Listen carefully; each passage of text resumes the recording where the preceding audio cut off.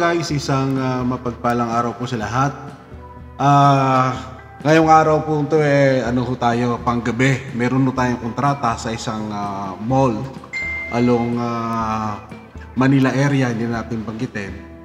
So nagpe-prepared po ngayon yung team ng mga team ko, kasama ko, dahil pagka yung medyo sensitive sa mga mall, kailangan ho talaga may supervise. Dahil maraming hinahanap si mall, mga permit, kailangan meron ka din mga permit na dala-dala at sa makipag-usap doon sa client and the management. So kaya nandito po tayo ngayon para i-assist din natin yung team, kasi medyo alam mo na, pag nagtatrabaho ka tapos dagdag pa yung maraming mga question, papers work, so medyo abala sa kanila yun. So minsan tayo na gumagawa noon, bukod doon sa gumagawa, tayo rin nung gumagawa ng mga control system. Pagdating sa control system ho, dahil medyo sensitive, hindi lahat ng technician na gamay nila paggawa ng mga control system, schematic diagram. So most likely tayo po yung gumagawa noon pagdating sa mga control system, electronic, and system analyzing. So mas maganda po nandun tayo kasama natin ng mga tao natin, magpuyat para naman wala silang masabi. So guys, ang schedule for today is replacement ng compressor, system reprocess kasi barado yung system ng unit, tapos control system replacement ng magnetic contactor. So usually dalawa yung technician ko, tapos yung helper ko, kung ako nagkakamali, nasa 3. So kung iasa natin lahat sa kanila, pati yung control system, tingin ko malabo nilang matapos yung trabaho. Kasi doon lang sa pagre-replace, pag-dismantling ng compressor, old compressor, and installation, maproseso din ho yun. Kailangan i-process system, reprocess mo rin ang system, i-flushing mo. So matrabaho, abutin din ang oras ho yun. So kaya sumama na rin tayo, pangatlong technician, para nasang gano'n ay mabilis yung trabaho natin. Kasi mahirap na magdagdag na yung technician, malaking babayaran din ho. So hindi na makalakihan yung ating project. So malaki-laki din ang gastos, expenses, miscellaneous expenses, ika nga. So mainam na rin nakasama tayo para nasusupervise natin yung mga trabaho ng tao natin, at mismo na rin tayong gagawa doon sa medyo mga sensitive parts na gagawin natin.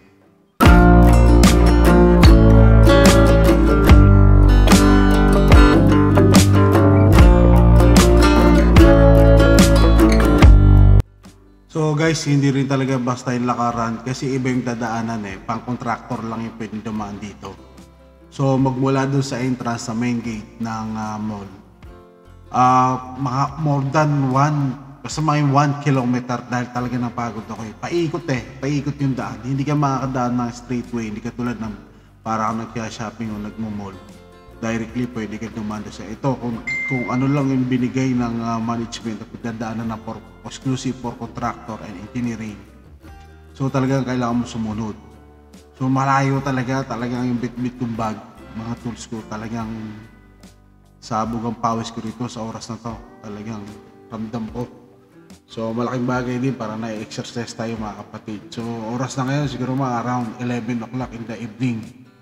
So tuloy lang kasi sa bubong yung aming gagawin, medyo may pagkaka-risky rin kasi mga dadaan na may mga platform, medyo ingat din sa bubong. Dahil yung mga bakal na hindi naman totally close, may mga open area din. So most likely talagang ingat-ingat din sa paglalakad. So mga ganito, not is possible, talagang careful ka dapat. Dahil once na masilat ka, mataas din. So pwede kang hindi ko alam kung hospital ang aabutin mo o diretso kay San Pedro. Safety, kaya kailangan sa mga itong trabaho, may training dito for safety, mga cost, precautional, preventional, safety. So malaking bagay din yun, kaya yung mga tao namin, ina-upgrade talaga namin for that. Kahit magbayad kami ng malaki, so nag-ano kami bukod sa upgrade ng technology, pag may mga bagong mga technology, ina-adapt din namin yun. So nagkakanda kami ng training. So definitely, lalo-lalo na sa safety precaution, talagang mano ako dyan, may tayo dyan. Dahil once na madisgrasya ka, once in a lifetime lang. One hit, one way ticket, ika nga. Ano ko, one way lang. Tapos under 6 feet ka pa, underground. Yan dalawa, So wala na, todas na.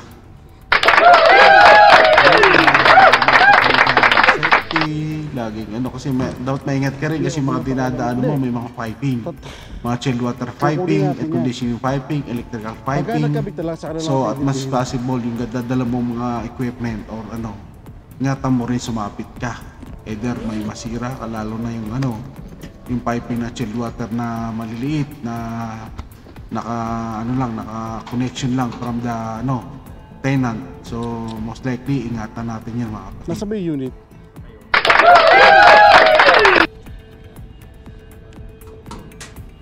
Kaya minsan guys, nakakalungkot pag naka-encounter ka ng mga kliyente na halos tawaran ng lahat, halos ibigay nilang.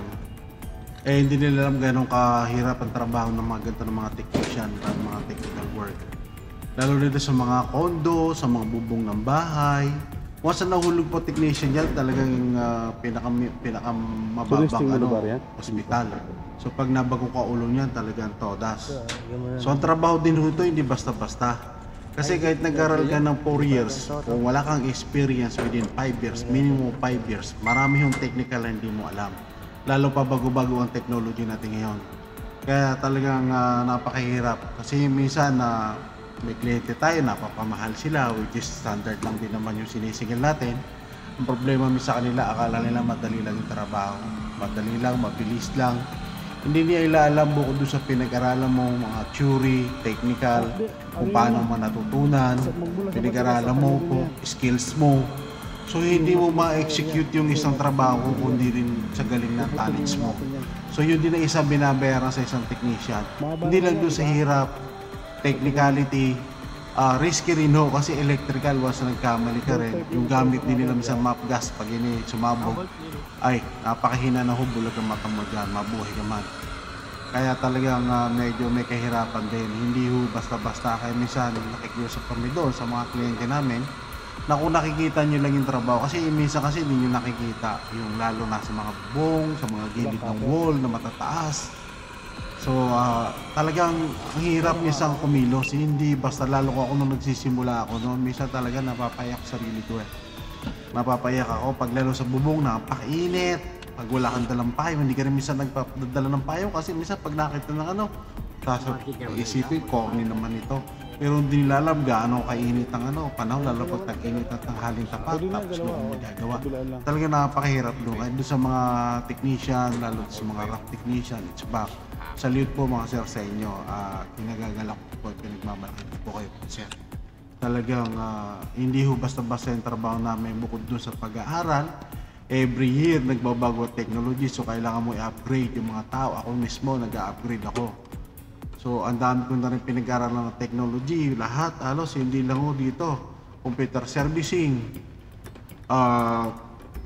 website developer, nag-aaral din ho ako niyan. Kaya hindi po pwede isang skilled welder, kailangan doon TIG welding, kailangan alam ka rin lahat yun. So hindi lang skills mo pang 5 lang, mahina klase yung pag-ano. Kailangan marami kang alam ang technical, electronic, basic electronic, software and hardware. Dapat alam mo rin kasi sa technology ngayon nag-upgrade ng ang mga air conditioning natin yan, mga inverter, connected na rin sa network ang kanyang program, which is pag wala ka rin alam doon, makangapa ka rin. Kaya kailangan alam mo na rin at adapted mo na rin lahat ng mga technology na ini-implement ng mga manufacturer. So talagang hindi ho basta, kaya pag siningil kayo ng alam nyo naman, hindi naman alam nyo naman kung ano hanggat maaari, sana maintindihan nyo kasi hindi ho basta-basta yung trabaho talaga namin, talaga mahihirap dito talaga. So tapos guys, yung nakikita nyo yung pinaplasing ng tao namin, which is gumagamit kami ng 4-1-B chemical, and pinaplas niya yung system Del Barado. So yan is na prone ka rin sa chemical na absorb rin ng katawan mo yan. So medyo sabihin na natin medyo significant aspect sa katawan ng system ng tao. So wala, ngayon ang trabaho natin, kaya wala tayong magagawa. So although may mga protective lang tayo, hindi man laging ganoon na kahit pa paano may nakakapasok pa rin, nasisingok tayo kahit magmas tayo. So ngayon pinipix na namin yung magnetic contactor. Kasama ko, bali nag-replace na rin kami ng magnetic contactor, and tapos nito control system, baka bumaba rin ako mamaya para doon sa connection ng kailangan namin magkaroon kami ng ground to ground para malaman namin kung may open winding, open contact ng wire, etc. o may grounded. So lahat yan talagang dapat maselan tayo sa mga bagay na gano'n. Double check lagi natin sino-supervise. Isang mali lang ng terminal connection ng mo sa bulat sa electricity yan, seconds lang yan, electrical. So talagang maingat lahat, kailangan kabisado mo.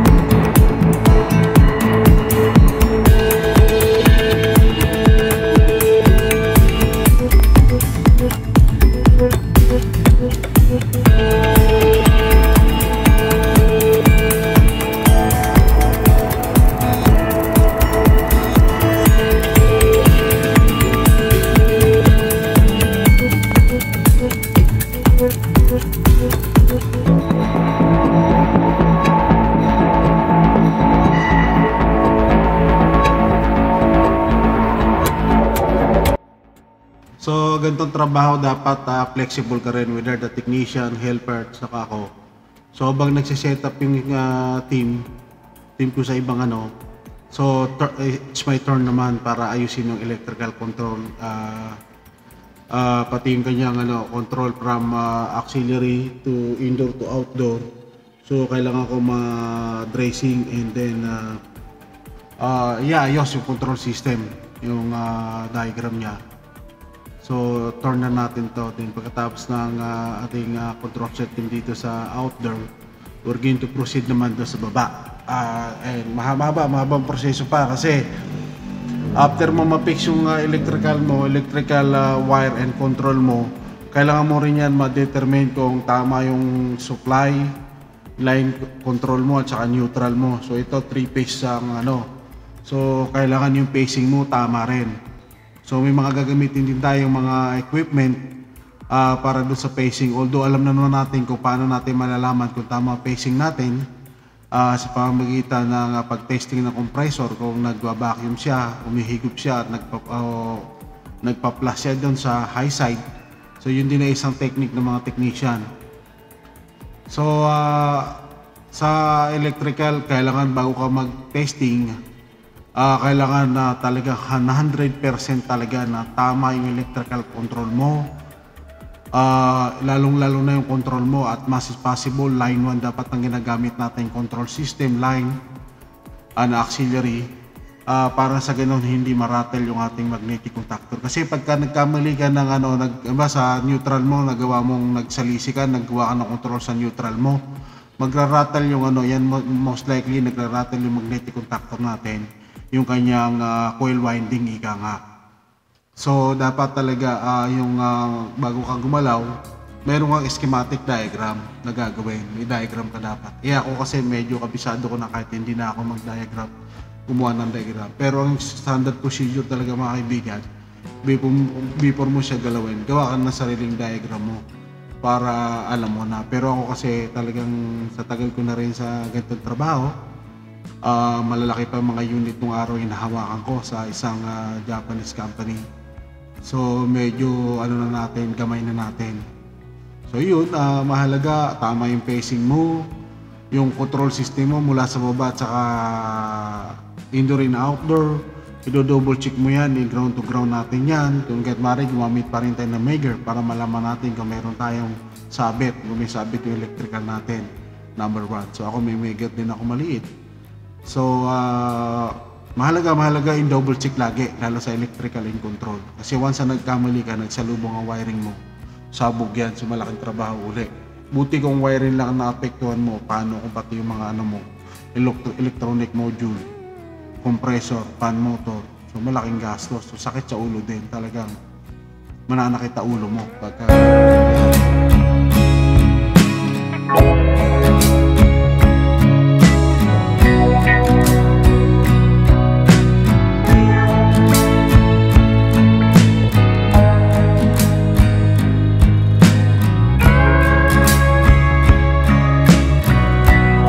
So guys, after ko magawa yung control system ng outdoor unit, so proceeding naman ako sa indoor. So malayong-layo lakaran naman ulit.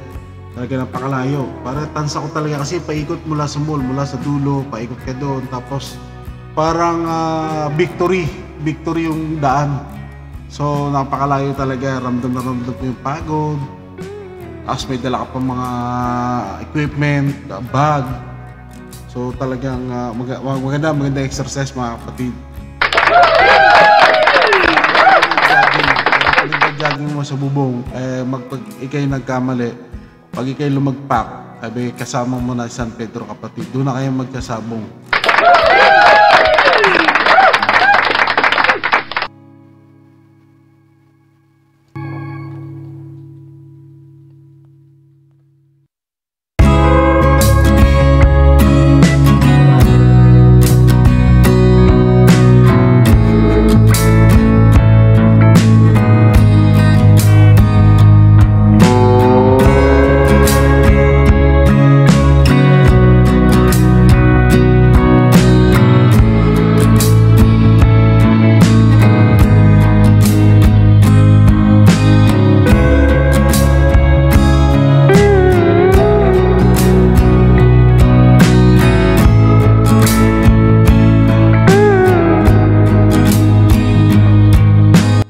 Guys, andito na tayo sa indoor unit sa baba. So haba, tagakalay pa. Ito, nagpalit ako ng damit dito. Ito yung pangalawang damit na sinuot ko. So talagang pagod. So ang oras mga nasa alas 2 na madaling araw. So chine-check ko muna yung control system, electrical, etc. Pati yung kailangan i-check din natin ulit panibago yung fan motor natin, ibang mga aparatos ng unit, mga capacitor niya. So sinisimulan ko na yung electrical control. So mamaya magmi-Megger na rin ako. Tapos magkakaroon kami ng ground to ground checking kung tama yung line 1, line 2 hanggang line 3 kasi may auxiliary. So mahaba talagang yung trabaho ganito, hindi rin basta-basta, talagang pagod. So kaya doon sa mga customer namin, baka naman minsan meron kayong mga tip, etc. Sa mga kapwa kong rock technician, HVAC, so salute pa nga sir sa inyong lahat.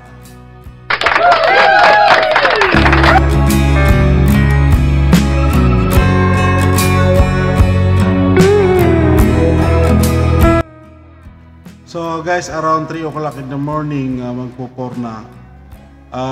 Hindi namin natapos yung trabaho. So ang babalikan lang namin kasi baradong-barado yung system, yun ang problema eh.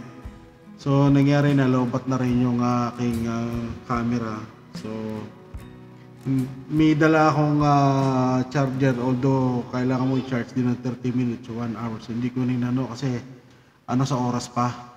Gahol na sa oras mga kaibigan, kaya maraming salamat at sana patuloy niyo akong suportahan guys. Maraming salamat. Sige pa, sige pa.